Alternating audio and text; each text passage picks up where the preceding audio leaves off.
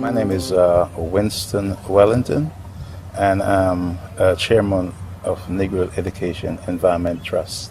Over the years, traveling through sub-Saharan Africa, Haiti, and see poverty at its worst state, I came back and I said I had to do something because I remember my early beginning. So I started this organization called Negril Education Environment Trust in 2003.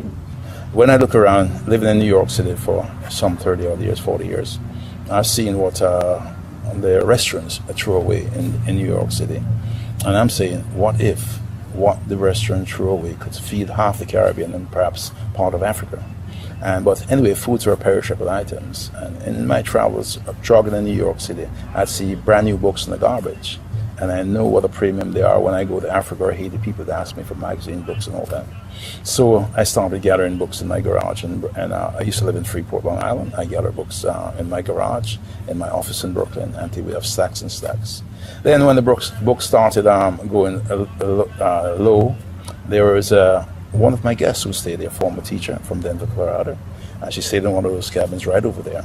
And she was able to convince Federal Express to ship approximately 1 million books over a period of 18 months period right to my doorstep, and I was able to use those books to give to the libraries and the schools around.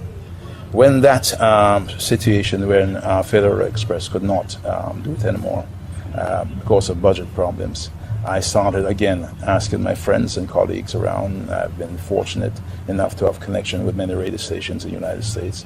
I go, especially in New York, I go on the radio stations and I appeal to New Yorkers. You give me your used books, your used computers, and that's how it started. I got hooked up with a good friend of mine.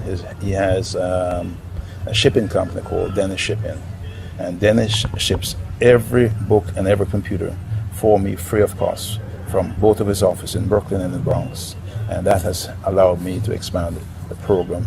Most of the things I do, I don't do it by myself. I've been very, very fortunate to have many friends, and through the hotel we've done a lot of networking there. People from all over the world who comes here.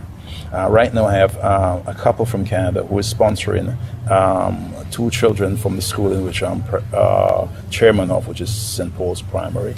And they've been sponsoring those children from kindergarten all the way up to college level, in which they are heading for college at this moment. So my guest has been just absolutely wonderful. I mean, the guest here at Travelers Beach Resort, in terms of giving back, in terms of knowing about our program and getting aboard.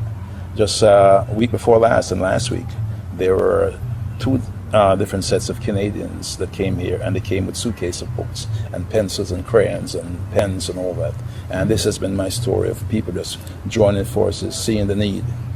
Of course, my goal, or what we're trying to do, is we're trying to fight crime through education by getting the youngsters off the street, by making sure that they're computer literate. Every year during our spring break, we have Cultural Day right here at Travelers Beach Resort, where we bring in children from different schools, and they perform in front of the spring breakers, and the spring breakers would then buy a building block, by writing their names on a building block, and we use those blocks to build libraries and so forth, canteens.